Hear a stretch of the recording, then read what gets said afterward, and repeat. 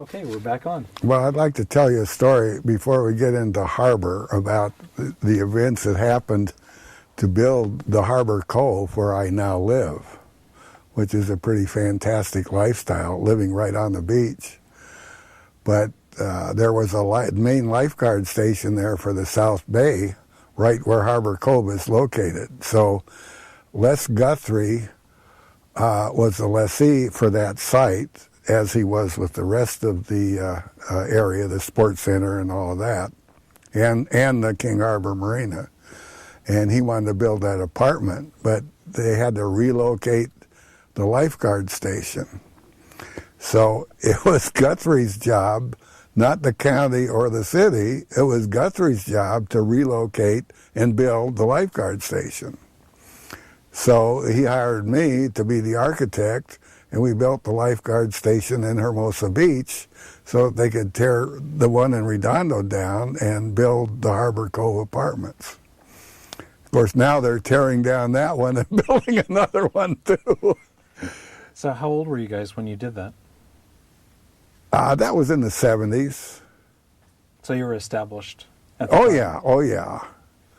And then related to another harbor, we designed a fire station at Marina del Rey, which is an interesting project because we had the fire engines coming out one level and the boats coming out another level, and then the sleeping quarters on the top floor. That was an interesting project, and the fire chief told me it was right next to Charlie Brown. So he said, the only criteria is you have to make it look like Charlie Brown's. And I said, how do you make a fire station look like Charlie Brown's? Well, we did. We used a lot of wood and all that sort of thing, and it did look kind of like Charlie Brown's when they were all through, except for the big doors and the boat slips and all of that. And that's still there today? That's still there today, yes. I think it's the Sheriff's Department building now? Or is it still? No, it's still a fire station. Yeah. They blame me for building the most expensive fire station in L.A. County, but they don't remember that that's the only fire station that has fire engine and boats in the same location. And looks like Charlie Brown's. And looks like Charlie Brown's, right. Well, now getting back to the harbor, I'm thinking back to the beginning when all the lessees, well, first of all, Hoppy Hopkins was the city manager. And I don't think we'd ever see that harbor there if it weren't for Hoppy Hopkins. He really ramrodded that through. And he had a very good rapport with all the councilmen and, of course, all the city people. And it took a lot of cooperation to get that done. And he was the one person that was instrumental in accomplishing it. He was just fantastic. Such a positive attitude and approach. And he organized everything and did the right thing politically and got everything motivated and everything going. And as I say, if it hadn't been for him, you wouldn't see that harbor there today.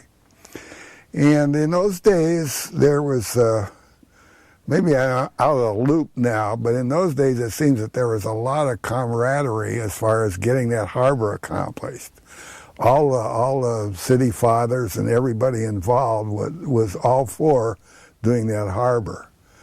And the original lessees, there was Gordon McRae, who had the lease on the pier, the straight pier, and then Ralph Moore eventually took over the lease on the horseshoe pier. And Paul Troutline had the lease of King Harbor, and Mary Davis was Portoෆino, and Bill Creighton had the lease on Port Royal, but he could never get the money together to do it. He was in the car business, and he just couldn't seem to get things together, and Bob Moody bought him out. So Bob Moody was the lessee of Port Royal for many years, up until the time he retired and eventually died. And Mary Davis, of course, sold Portoෆino 2 months before the storm demolished it. I don't know if she knew that was coming or not, but the timing was unbelievable. And then Gordon McRae took over what is now Redondo Marina. He had that lease, which was where Boat Basin 3 is, and which is now the Salsa. Is that what they call it now? The Salsa restaurant? Samba? Samba restaurant, excuse me. Samba restaurant in that whole area. And then his son, Gordon McRae, managed it for a while, and then that was recently sold. And Paul Troutwine sold out to Les Guthrie, King Harbor. And then for the Harbor Cove building, Goody Lyons and Les Guthrie were partners on that. And then I think Guthrie built the building, built Harbor Cove Apartments. And then he eventually sold out to Goody Lyons.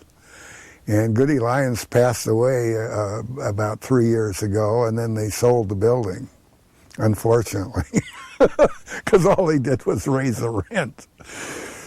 And the harbor developed, of course, the boat slips were the main thing, and all three harbors seem to have developed about the same time, and then the buildings around it. And then Les Guthrie built the Sports Center, which I belong. It's a very nice facility, by the way. It has all the amenities. And he built the Marina Cove Apartments, which are also a very nice place to live. And let's see, Boat Basin 3 was the last part of the harbor to be built, which is, you might say, the downtown of the marina. It's where a lot of the activity is. And then the boardwalk was built not too long after that. And most of the harbor lessees stayed the course for many years. Of course, now there are different people involved than the old time. And the movers and shakers during the development of the harbor were, of course, Hoppy Hopkins, the city manager, the city council. There was Bud Marisu and Don Ballard and I guess Agnes Wright. And Mayor Zuliger was mayor during that time. In fact, I think he was mayor for about 20 years, if I'm not mistaken. And there was just a spirit of camaraderie during that day that I don't see around today. And it was all in getting the harbor built. And what changes do you think that's brought about in Redondo Beach in your lifetime, having the harbor? Well, for me personally, it's been absolutely fantastic because I had, like I say, I had a boat for 28 years and I live in the harbor and my office is in the harbor and my yacht club is in the harbor. So a great many changes for me. I don't think the people in North Redondo had a big impact on them. I don't know if they even know it's there. But for South Redondo, I think it's had a big impact. And you talked about Hoppy Hopkins as a personality. He was a fantastic individual. He really was. A dynamic, one of the most dynamic people I've ever known. How did he make a difference? Well, he was such an organizer and such a go-getter and so politically sharp. You know, it takes a lot of politics to get a harbor built. And he was married to Irma, his wife, whose brother was Stan Kenton, and she sang in Stan Kenton's band, which is pretty interesting. And I didn't know any of that. And one time we were at a big function, and Irma said, well, she wanted to sing. And I thought, oh, God. And here she belts out this song, and she's absolutely fantastic. And that's when I found out that she used to sing for her brother, Stan Kenton. And Hoppy was just a dynamic force. He really was. Now, the Stan Kenton band, did they play in Redondo Beach? Not that I'm aware of. Now, do you remember any ballrooms that were in Redondo? Were they there during your time? The Mandarin? Yes, I remember the Mandarin. Did you ever go there? No, I don't remember ever going there. Well, I want to bring that up as if we go to compare, was it worth changing what may have been a downtown at one time? Did the harbor replace that? Did the harbor replace that downtown, or was there something else that changed the downtown? Well, I think there are a limited number of people that can use the harbor, whereas everybody can use the downtown. And, of course, there are a lot of restaurants and everything, and a pier where everybody can go. But the harbor, in my opinion, is primarily for the boaters. Hopkins there's a Hopkins Way. Yes, that runs right by it's a short street that runs by the Marina Cove apartments and the sports center. Now, are there any other names of things that we know there today that were changed as a result of people, either there or other places in the city that you're aware of? Of names? No, I'm not. Okay. I know of Hopkins Way because I go down that street 3 or 4 times a day. You said that you water skied with Bud Marisol. Yes. I saw his name on the cornerstone of City Hall. Well, he was a councilman, and he was also a city attorney of Hermosa Beach, but he and Don Ballard, who was another councilman, and Joe Corsaro, who had Corsaro Produce, were the 4 of us that used to go water skiing. And where was Corsaro Produce? It was in L.A. And Don Ballard owned Ballard Optical. Ballard Optical, correct. In Hollywood Riviera. In Hollywood Riviera, and right. What did he do in Redondo besides the leasehold that you remember? Well, he was city councilman, and he belonged to the JCs. That's where I first met him, and the Chamber of Commerce. He was pretty active in all of those activities. And how would you compare city council people in 1962 and when the driving forces of the harbor with city council today? Do you think that there are things that are different that would not allow them to build something like that today? Well, if you started out to build a harbor today, it would take you 50 years to complete it. There's so many controls and activist groups and so on, and environmentalists, and so you just couldn't get it done. You said you build the lifeguard stations. Mm-hmm. Is there any memory you have of the harbor patrol in Redondo Beach, of how they managed the harbors or the going on in the harbor? Did you ever have any contact with that? No, I never did. As long as I was in the harbor, I never had any contact with them. I must have done everything right. What do you remember about the 1988 storm that caused so much damage? Were you here in Redondo Beach? Yes. I remember John Held called me up. He was the city engineer and also the building officer at the time. And he called me up. He says, "You won't believe this, but we have a giant hole in the breakwater." I says, "I don't believe it." He says, "Come down and I'll show you." So I met him down there on Mulvey, and there it was. That breakwater just blown away with a trimaran sunk right in the middle of the main channel. I couldn't believe it. That solid stone breakwater was just broken. Now there are pieces of it, I know, that rocks that ended up in the parking lot. Yeah. Now, there were. I have a good friend that had a little Volkswagen, and she was parked in the in the yacht club parking lot, and it just picked her car up and threw it in the marina. Yeah, so it picked it up and washed it back into the water. Yeah. Now, do you remember the damage to the Portofiino at all? Oh, yes. What kind of damage was there? It just annihilated the whole south end of the building, from the middle down. And a good friend of mine, Terry Ward, who was also a councilman, had his big schooner in the first slip at the south end, A1, and I guess he had a premonition or something, but he moved it, and all the boats in there were just picked up and thrown around, and he moved it, and nothing happened. And do you remember anything about the Portofiino sign, of what happened to that? I think it was demolished, but Brock Yates, who was the bar manager at the yacht club, worked at the Portofiino at the time. He was the bartender at the Crow's Nest, which was a bar at the top floor, among other things, and they had to helicopter him out of there. He remembers that whole thing very well.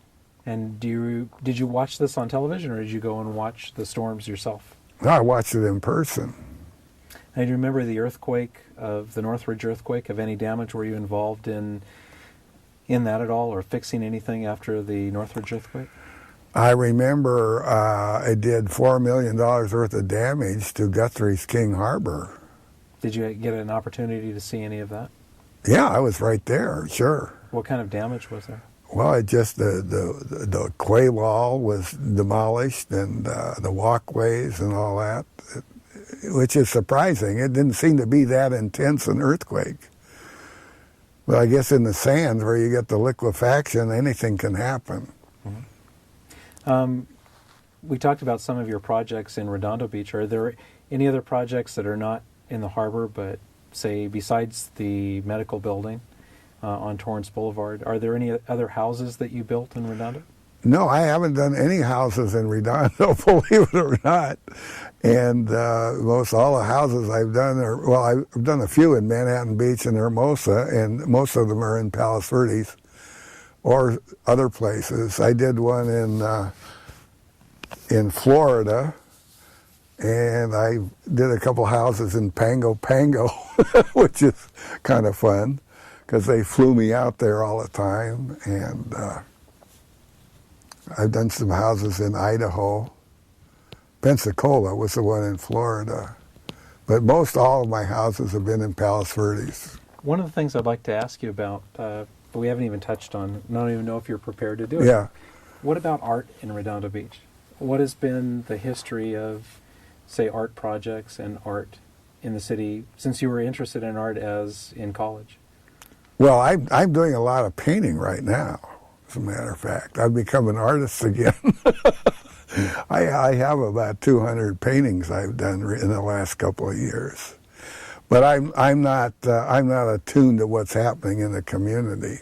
Are you doing oil or watercolor? I'm doing mostly acrylic. And are you going to sell them? Eventually. I'm building up a repertoire now. I've got about 200 paintings, and one day I gave myself a 3-year window, and I'm about halfway through that. Then I'm going to start selling them. And do you paint anything in Redondo? I haven't yet. So no seascapes or... No, I will, eventually. What's the subjects of your painting now? Oh, I've painted a lot of people and a lot of abstract paintings. And if you did paint something here in Redondo, what would you pick now? Oh, I think I'd go down to the pier and pick out some different directions there, paint some things on the pier, and paint the ocean and the sunsets and maybe even some of the buildings. Would you ever do paintings of some of these people from your past, like Hoppy Hopkins, or from pictures, or... Possibly, yeah, possibly. Mm-hmm. Of all the people that you remember in Redondo Beach, who would you say is the most influential and perhaps the most influence on Redondo? Well, this is no surprise. Hoppy Hopkins. Uh-huh. And do you know where his family is today? I believe his wife is still alive. I haven't seen or heard from her for a long time. But he passed on some time ago. Mm-hmm. Now, I work as a policeman. Do you remember anything about, have any observations on Redondo and their police force through the years? Observations by the police force? About them. About how they've changed or things that have changed. Did you have anything to do with the building of the police station? No. No, I did not. I know you need a new police station. And have for some time, and there's been a lot of talk about that, but nothing ever happened. So what do you see as the future of Redondo? We'll finish this with, if you had to take a guess in the next 5, 10, 15 years, where do you see it going? And maybe if you want to give us an opinion about where it should go.